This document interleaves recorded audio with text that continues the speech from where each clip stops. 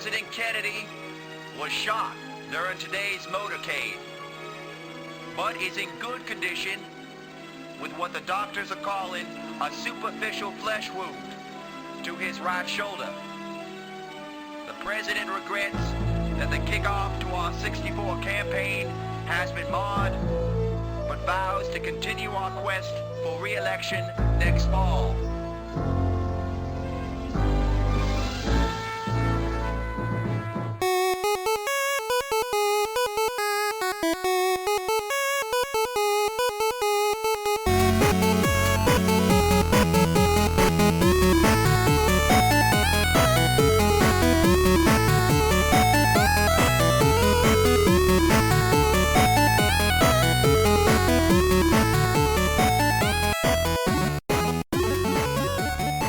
Hey everybody, welcome to another episode of Classic Gaming Brothers. I'm Zach. And I'm Seth. And we're the Classic Gaming Brothers. That's right. We are the Classic Gaming Brothers. That's right. We are. Josh is back in the glove box. Oh good, we shoved him back in. Hopefully he won't escape again. That's what happens when we gave him a library card as he used it to sneak out the first time. That's right. we always have to pretend that it's acceptable to talk to him, but then we shove him right back in. Is he a very small man? Nah, we just have a really big glove box. That's the question that I think our listeners are wondering. I'm picturing like a leprechaun.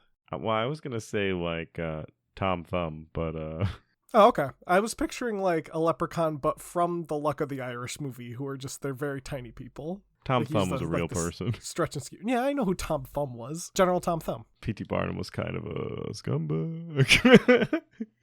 But Josh isn't. Thanks, Josh. Yeah, this is a very long way of saying thank you, Josh, for being on our show, for giving your insight into the James Bond video games, and for, being cool. Thanks for coming on. And feel free to check out Josh's stuff in the previous episodes, show notes. Well, let's get into today's episode. So you go first for your recently played. Seth, what have you been recently playing?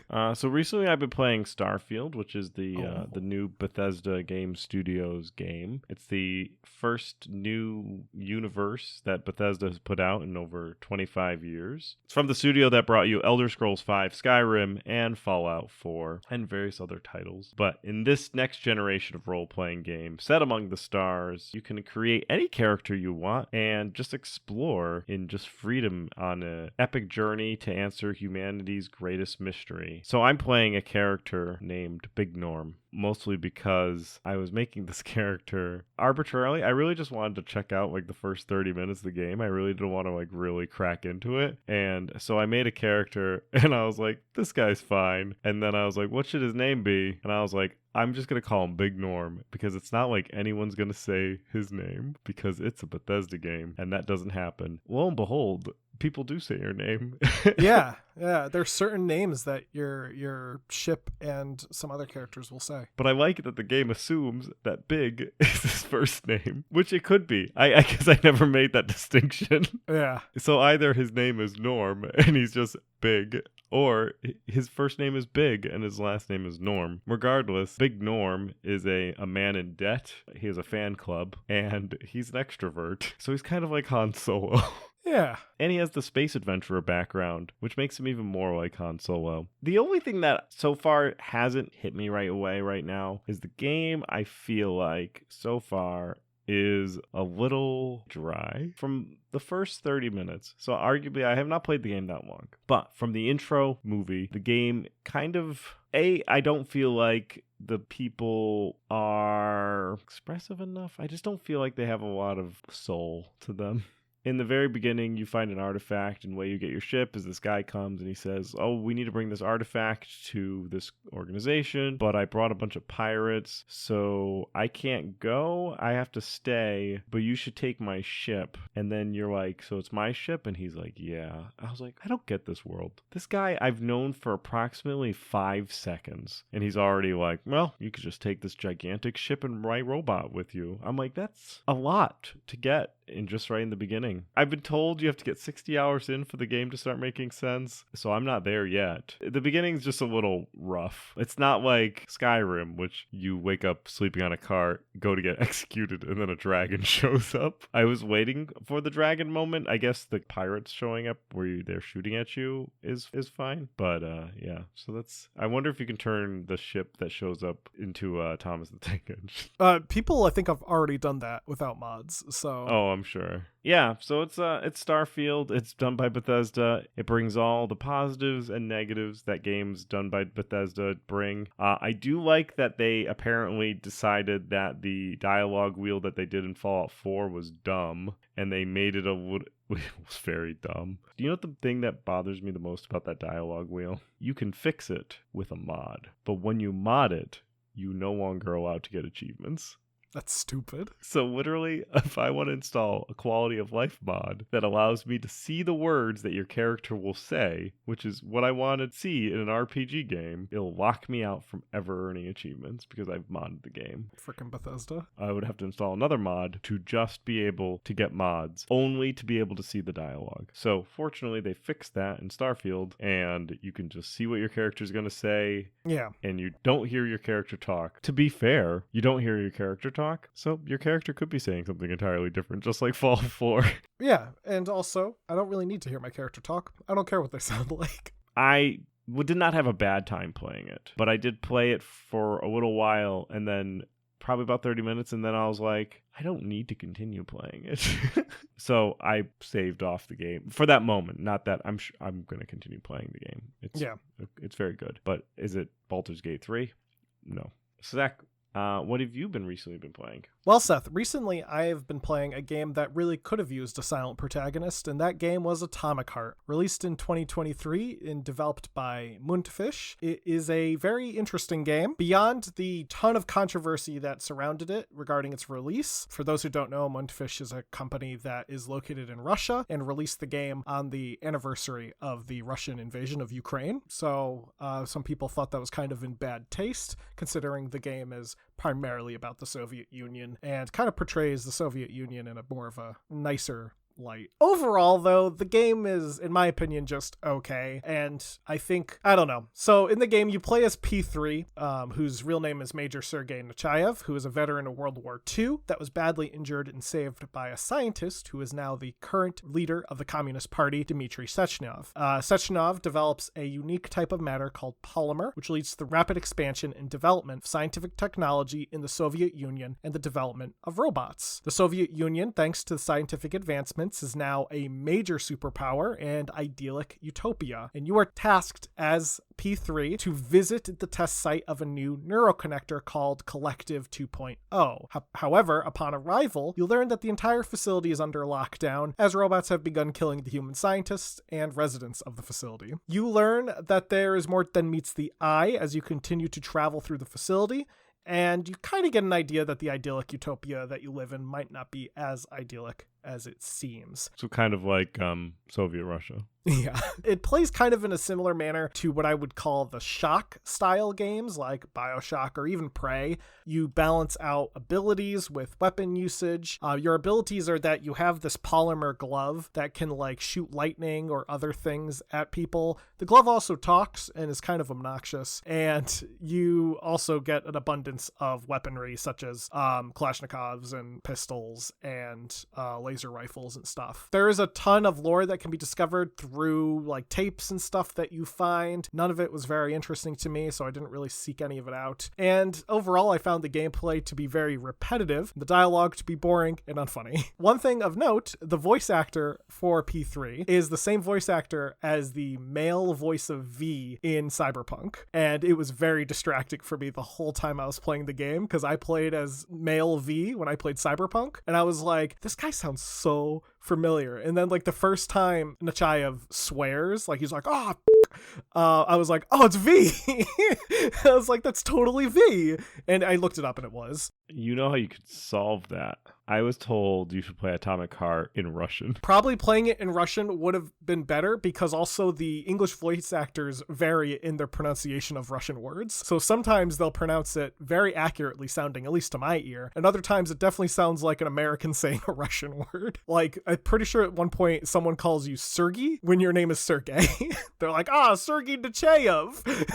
It's like, you're literally in Russia. Like, they could have done a little better. Another thing I wasn't a big fan of was the fact that there's all these jokes within the game about flaws of video game logic, right? Like solving puzzles to unlock a door, where Nechayev is like, why do I have to solve all these puzzles to unlock these doors? This is kind of stupid. But you still have to solve the puzzles. So they're making a point by telling you that the puzzles are stupid, but you still gotta do it, and you gotta do the same puzzles all the time. And so it was like, it'd be really funny if they like subverted this, in that like the first time he brings up that it's annoying to do a puzzle, there was like an automatic unlocking mechanic. Maybe it cost you something, but nope, you have to solve every puzzle that is there, and your character will constantly bring up how annoying it is to solve puzzles to unlock doors. So I thought that was really obnoxious. I'm not a big fan of when games try to be clever like that. Like, I don't mind humor in games, but when a game tries to be clever by being like, hey, isn't this thing in video games really annoying? But then it still does the thing, that's really obnoxious to me. Like, that's stupid. The game has 2 endings that you can play through, and both of them were really, really like lackluster. The good ending, which is the ending I played through, the twist at the end wasn't that twisty, and then I don't know, it just wasn't that good. And then the other ending is literally your character just doesn't do anything and goes home. Those are the 2 endings. Overall, I don't recommend Atomic Heart. Maybe if you do like the Shock games, maybe play at least through a bit of it, but I played through all of it. I just was not a fan of it. That is a game I recently played. The commitment to play through all of it. Yeah, I got into this point and like I was in a rhythm where I was like, I gotta be done with this game soon. And then I was. So, well, today we're going to get into a topic that we've alluded to before, and that is presidential games. Well, do you know why? Yeah, Seth, I was just about to ask you, why the heck are we talking about presidential games for episode 200? First of all, it's episode 200. What a great... Do you know what we talked about for episode 100? No, I don't remember. Neither did I. That's why I asked you. Let me find out. Episode 100 was the Halloween Spooktacular. Was episode 100? Yeah, we talked about Resident Evil, the original Resident Evil. So we did a big Halloween Spooktacular, and so with episode 200 coming up or being here, I thought we could talk about something else. And that thing that I wanted to talk about was presidential video games. Part of the reason why I wanted to do an episode, and Zach agreed to do an episode on presidential video games, is because I stumbled upon a video game called Re-elect JFK, where you play as JFK, voiced entirely throughout the game by an impersonator of JFK, which is just wild. And so I played the game for a little while, and in the game, and we'll get into this a little bit more when we talk about Re-elect JFK, but in the game of Re-elect JFK, you can prank call random people as the president of the United States. And I feel like any game like that, you got to research it and really put an episode together about it. And so we decided to dedicate episode 200 to presidential video games. So for all those new fans that came over from listening to Still Loading, what an episode to be greeted to as one of your first takes into, let me check out this Classic Gaming Brother podcast. Oh my, this is weird. And you can immediately unsubscribe. But I don't want you to. I want you to listen to enjoy it. Or find another episode somewhere else in our catalog that may about a topic that you might actually like. Don't worry. If you looked at the title of this episode and you said, I don't think this is for me, trust us. There are other episodes that probably aren't for you too. Now, Re-elect JFK was developed by a company called Viking Entertainment and was the only game they developed. And it was published by Quadra Interactive. Quadra Interactive was also an early publisher of the Journeyman Project. And by that, I mean to say they published one of the early editions of the Journeyman Project that had a bunch of bugs. And then when they released Turbo, Quadra Interactive was gone. And they got Turbo was published by Sanctuary Woods. So this Viking Entertainment developer made one game. Quadra Interactive really published one game. And here it is, them coming together to make a game about JFK. Now, we're going to talk about Re-elect JFK. It's a wild game. and we'll definitely talk about it. But it's going to be, we're going to go through some other games that kind of built up to JFK, and we'll try to keep them somewhat in chronological order. However, JFK will be last. So Zach, why don't you talk about our arbitrary first game? Yes, our arbitrary first game is President-Elect. It's the first presidential game that we'll talk about, though probably wasn't the first presidential game ever. Who knows? We should. No. It was released back in 1981 on the Apple II and again in 1984 on the Commodore 64. It was developed and published by SSI, which is the same company that would eventually go on to develop and publish all of the D&D games. We dedicated an entire episode to SSI back in the dark ages of classic Gaming Brothers history, episode 28. So if you want to learn more about Strategic Simulation Incorporated, head on back into the archives and listen to that episode. It's great. It's a great episode. And they're a great company. SSI is a fantastic company. In the game of President-Elect, you play as a campaign manager for the campaign of presidential candidates from the 1960s all the way up to 1984, which, based on the release of the Apple II version, would be prior to the election of 1984. The game also allowed you to create your own custom candidate through an RPG-style character creation and have them go against the actual candidates and having the outcome occur based on the various views and ideologies your custom candidate had. The game was text-based, with graphics being brought in to represent the election map. Through these text-based options, you would run the campaign from Labor Day all the way to Election Day, so September to November for our non-American listeners. These choices you would encounter would involve how you spend the campaign's money if you agree to attend debates, and how you raise more money and spread awareness to the campaign. Now, there were some great advertisement campaigns for the SSI suite of Commodore 64 games, and with specific call out to President-Elect. Their advertising campaign was, President-Elect is perfect for all armchair politicians, especially in this election year, implying the 1984 Reagan versus Mondale election.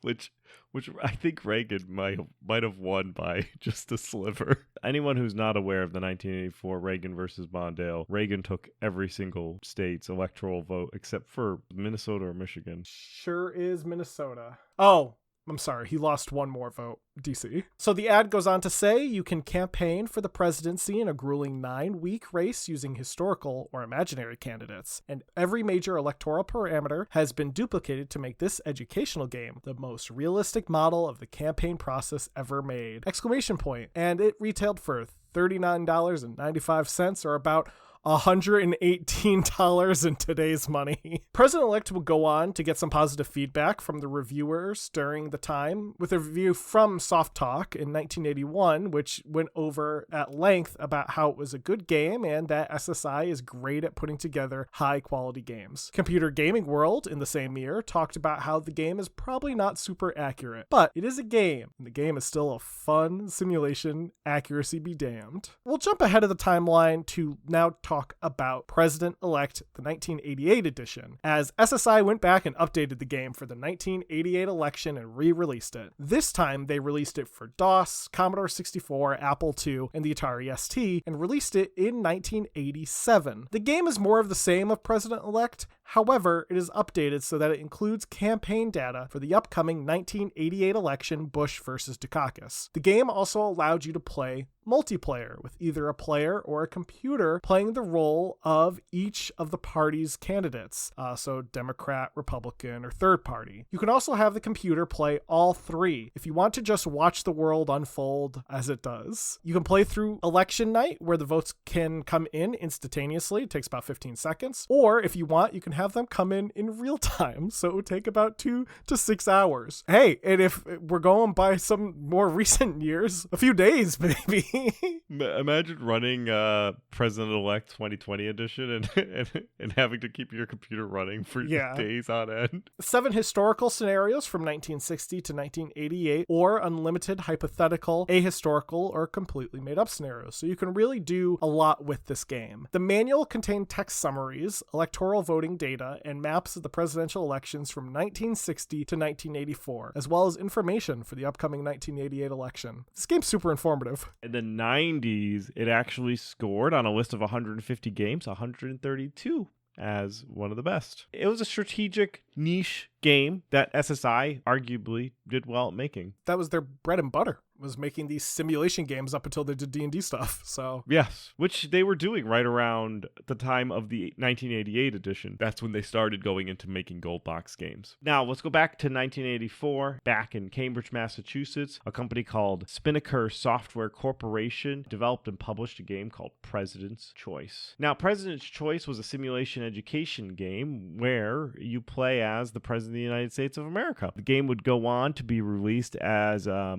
PC booter game. So this game had its own operating system. You put the disc in your computer and you turned it on and it booted into this game. So it's actually kind of tough to play today. I'd imagine so. You could, in fact, play President-elect, win, and then play President's Choice back to back and pretend that you won the election and now your president, as President's Choice, starts with your first term in office. Ooh. Maybe we should do that during Extra Life. Try to get President's Choice to work and then play President-elect. Or first play President-elect, then play President's Choice and carry the same president through and try to keep the same issues and stuff, be consistent. This game, President's Choice, is also text-based. There are images, just like in President-elect, that are spread throughout the game. President's Choice has pictures of the White House, pictures of various different places. But they're like Carmen Sandiego images, whereas there's just a picture of something, but then there's primarily driven, the story is driven by plot, and gameplay is driven by plot. The picture's there just so that you're not staring at just text all day. And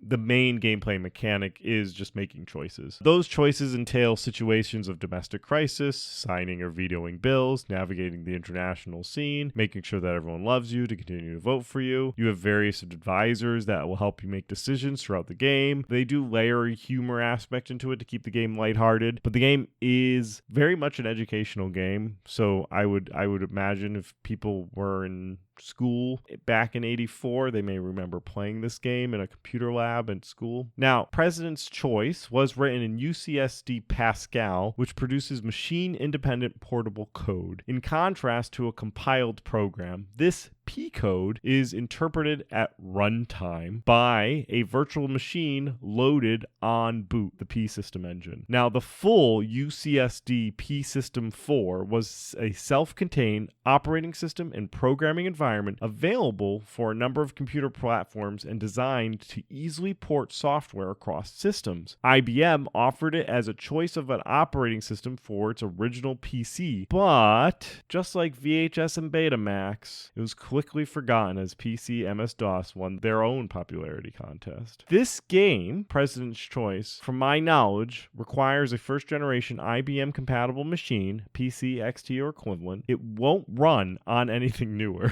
The reason is the P system interpreter, which relies on an undocumented CPU instruction, move cs.ax or .ax. There's some CPU instruction that needs to happen, but no one wrote it down. Only 8088 or 8086 processors implemented this actual instruction, and later x86 CPUs, which everyone has a modern computer's at x86, isn't it? Or yeah. They all treat this CPU instruction as invalid. So I think the only way, and we'd have to play around with it, is if there is a browser version of it, which I doubt, or some sort of virtual machine that you can pretend to be a 8088 processor to get it to boot through. I could play it on archive.org. On the website? Nice. It just runs through DOSBox, so DOSBox might have some updated something to get it to run. So it might be if you get the actual PC booter 5 1/4 floppy disk, you would need to have a IBM compatible machine. That's good news, though. That means we can play it for Extra Life. That's right. We can have our president run. And when we do the president-elect, we can do real time of the vote counting, so it takes 6 hours. Right. Now, moving on to the next game in our list, we have... It's not Mario is missing. It's the president is missing. So, continuing on with the role of a text adventure video game, specifically regarding the office of the United States President, comes in 1988, The President is Missing. Developed by Cosmic Corporation and published by Celery Software for the Amiga, Atari ST, Commodore 64, and the PC. In this game, the president is in fact missing, and the player is an independent investigator, and you have to track down where the president might have been kidnapped. Fun fact, the game is a bit of a misnomer. The game is called The President is Missing, but is in fact about the president, along with 10 other leaders of major countries, meeting during a secret summit to talk about terrorism when 3 helicopters fly in, shoot down the security crew, drop nerve gas, and kidnap the president and 10 other leaders of various countries. So the game may sound like the president just got lost, but that's not true. He is kidnapped, which is different than being missing. Now, if the story was about the president hiking in the Rocky Mountains and all of a sudden we could not find him, that would be the president is missing. For sure. This is the president. There is a national global crisis going on. We might not know where he is, but we can kind of have an idea. He's probably with the terrorists. That's right. We're the The terrorists are missing, in fact. The game should be called The Terrorists Are Missing. Yeah. The game itself is through a computer interface, and you are working through this interface that is called SIS. In fact, you have to log in every time you want to play the game, like you are an actual bureaucrat trying to track down the president, doing everything a bureaucrat would do. Use their computer. It is recommended to play the game off of a copy instead of the original, since the game actually secretly tracks the player's progress, and once an action is committed to, it cannot be undone. Now, the game has some various different gameplay elements. There is a kind of where in the world is Carmen Sandiego, with the difference being it's about where in the world is the president, not where's Carmen Sandiego. And in this, you have to send agents to either city or targets, and the agents provide investigations on said locations/targets and provide you with information. The player can also have the State Department investigate targets, though instead of passively researching them, the State Department will search, arrest, or send the target to an off-site location for some detailed questioning. It literally says the State Department will either arrest them or interrogate them. Wonderful. Another part of the gameplay is there's a section for dossiers, documents, and photographs, where you can do research and zoom in on photographs, all to look for clues. In fact, the game comes with an audio cassette that, when played in conjunction with the game, can help the player get access to secret and confidential information. Finally, there is cryptographics. The player will find coded messages throughout the game, and the player is tasked with figuring out the code and decoding them. On the audio cassette, there is also Morse code, and there is a Morse code translator, and the player needs to listen to the Morse code to unlock secret information. So some things to make note of before you decide that you want to go find a copy of The President is Missing, grab your Walkman, and get to solving this mystery. For one, you must wait one real-time full hour to get a reply from your agents that you deploy, where you must leave the game running. You have 8 agents. So if you send out 8 agents, you have to stagger them in order to constantly have stuff to do, but it's going to take you, it's literally, you're like waiting for people to get you information. You can also send out cryptographics to be analyzed. This will take 4 real hours to return a reply for. The question is, I'm sure everyone's asking, because some people probably don't want to go out and play this game. Maybe they don't want to wait the 4 hours. Where is the president? I mean, he's missing, kidnapped. Well, here's a fun fact. The game cannot be beaten within the confines of the game. In order to beat this game, the player needed to compile their findings together in a prosecutorial summary in accordance with an included document and mail it to the developer. And the developer would respond. However, the developer, Cosme, is defunct. So they're not responding anymore.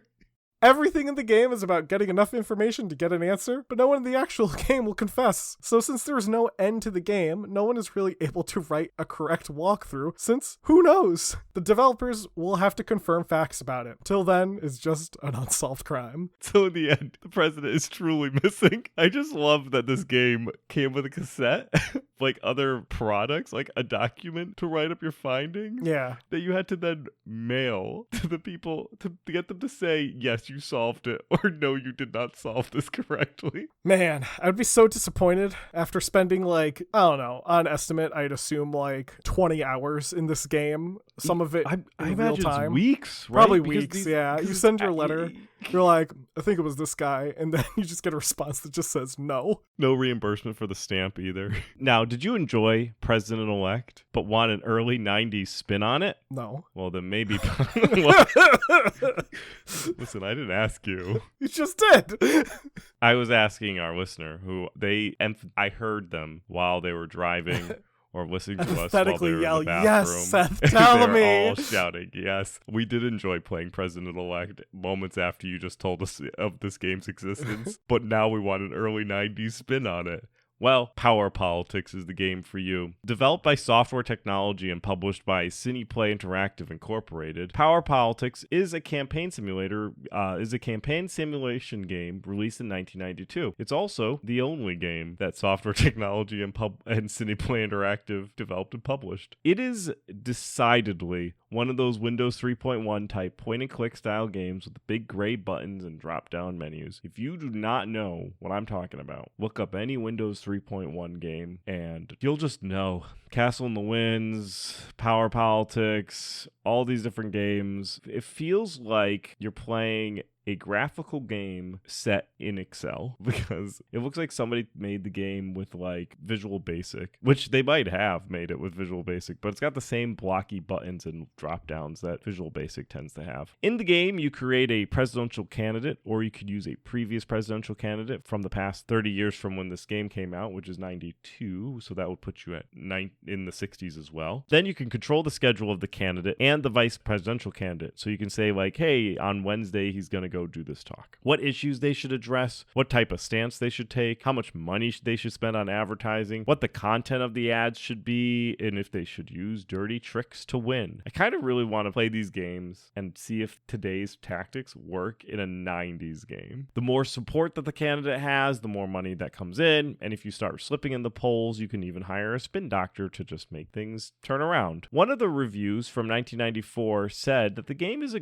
good simulation of the 1992 campaign. However, you are always restricted to running in the 1992 time period, where arguably things from the past that a presidential candidate might support in the 60s really not applicable to the 1990s time period for elections. So the scenario is always in the modern day for the 90s, right? But you could be like, I'm going to get a president who's wicked into something that was happening in like the late 40s, early 50s. That issue is not really that relevant for the 1992 audience. Yeah. But that president still wants to accomplish that issue. So unlike President-elect, which runs scenario modeling from different ages, Power Politics is a little restricted, as it were. Now, Shadow President, the next game that we're going to be talking about, is a geopolitical simulation game developed by DC True in January of 1993. The game is set in a cyberpunk alternate reality where you play as, like most of the games in this list, the president. Your job is to control aspects of the American government, such as foreign affairs, military budget, and there is no endgame, but the presidency can end in a number of different ways. If your popularity is too low, you could be voted out at the end of your term. You could also be assassinated. You could also be impeached. The game is primarily text-based, but various visuals, such as maps or portraits of very scary people, will appear. There's a sequel called Cyber Judas, which was released in 1996 by DC True. The game has similar gameplay as the first game, with your main task to act as the President of the United States in a cyberpunk world. However, there are also new game modes. The main game mode is Presidential Simulator, which is your only goal is to remain in power. The second game mode is Cabinet Wars, where each of your member of your cabinet will try to manipulate you into making a decision for them. The final game mode is called Cyber Judas Gambit, where one of your member of the cabinet is an outright traitor and is working directly against the player and the United States. And your job is to identify the traitor, who is known as Cyber Judas. You know, what'd be cool is if you were also assigned the task of being Cyber Judas, and so you need to like suss out the traitor, and you like do all this detailed information, and you realize that in fact the traitor was you and you were just on like a bender. Oh, I got really drunk and I stole state secrets. Whoopsies. If the president can do it, it's not a crime. Well, when the president does it, that means that it is not illegal. By definition. Exactly.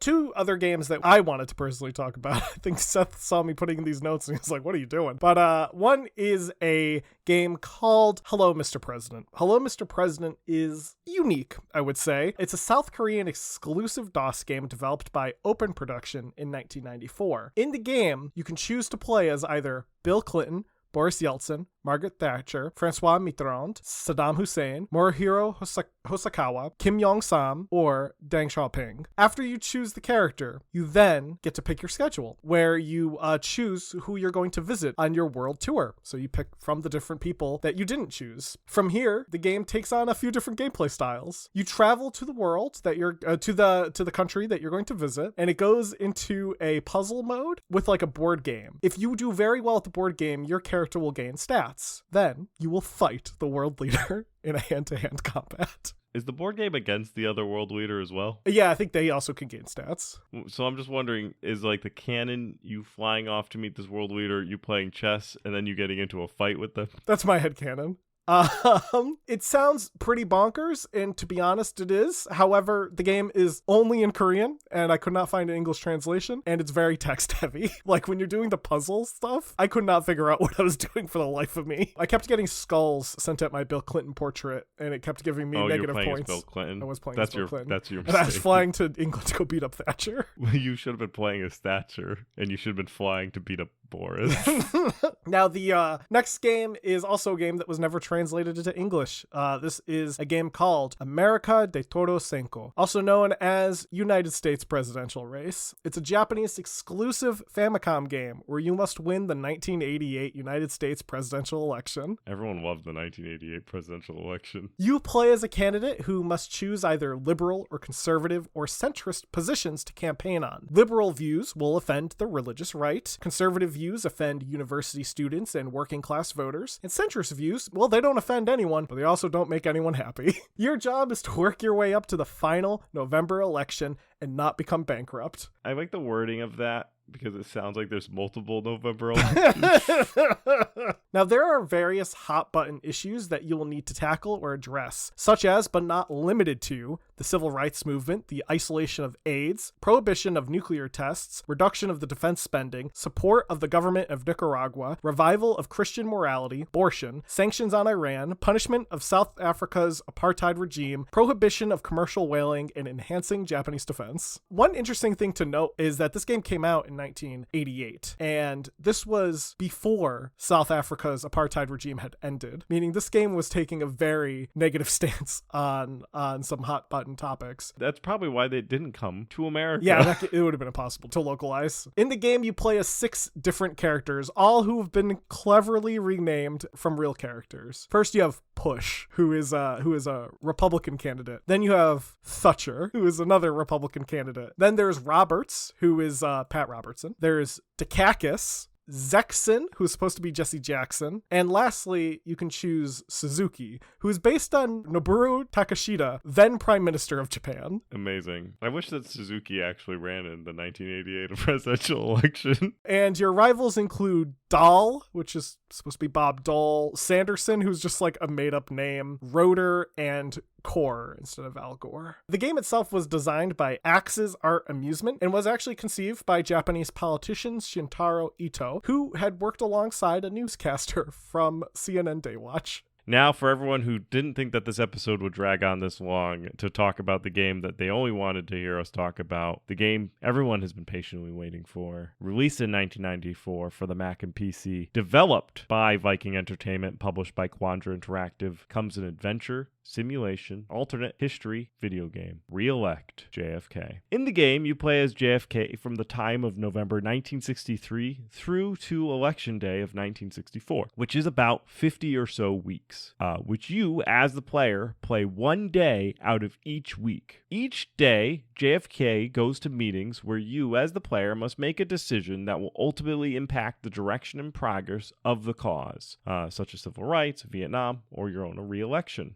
Your approval rating, domestically and foreign, is also tied up into these meetings. Some meetings are crisis meetings, where the entire day is completely taken over, and you must attend these crisis meetings. When you're not in meetings, you can wander the White House in first-person mode, or even head out into the field to collect clues. Now, during the sequence, the player, as JFK, pretends to be reporter Kevin Bruderman, which is clearly a great way to avoid the Secret Service and also make you vulnerable for attacks. The game will go to a game over if you die from getting assassinated or suffer a fate worse than death, and that's to fail to secure the Democratic nomination in August. Those are the only conditions of a game over. Now, each day has 8 hours of time, and the time only progresses when you take an action, such as what I did the last time I played this game, and that was I crank called everybody in the telephone book. That was what I did. You know, I'm sure JFK did that once. Yeah, it was great that the options were you could just call people randomly in the telephone book and you could crank call them. And your popularity is like your health bar, and it's constantly displayed in the interface, and they tie directly into the game, making things more difficult to progress domestic or internationally, depending on how popular you are. So if you want to get something done domestically and you're popular domestically, you can do it. If you want to get something done internationally and you are popular internationally, you can do it, or vice versa. And now there are 4 plots that you must work on, and there are buttons at the bottom of the screen that will start meetings around these plots, and the first plot is Vietnam. Now, during these meetings, you'll meet with generals and chiefs of staff to discuss the important policy decisions for the Vietnam War. However, if you act on the hindsight knowledge of the Vietnam War that actually happened, it's actually penalized.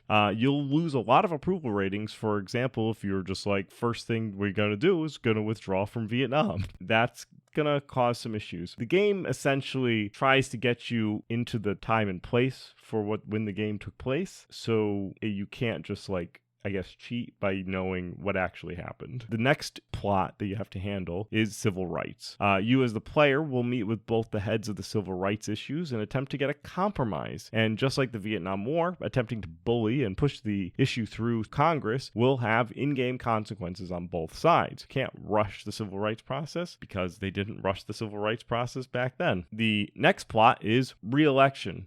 During these meetings, you'll formulate your policy, your talking points, your advertising strategy, and even be given the chance to go to town hall meetings throughout the country. And you better read the newspaper for that particular city before you go off and tell the farmers you'll be bringing back auto jobs. Now, finally, there is the last plot that you need to work on throughout your 50 weeks in office, and that's the assassination plot. So the game starts off with you avoiding being assassinated. For this series of meetings, they're all about you trying to figure out who attempted to take action on you, and you work with the Attorney General, who is your brother, Bobby Kennedy. And you work with Bobby to indict people, build a case against the would-be assassin, and work with clues and witnesses and all that. The assassin and the reason behind it are not what actually happened in real life. So I'm shocked.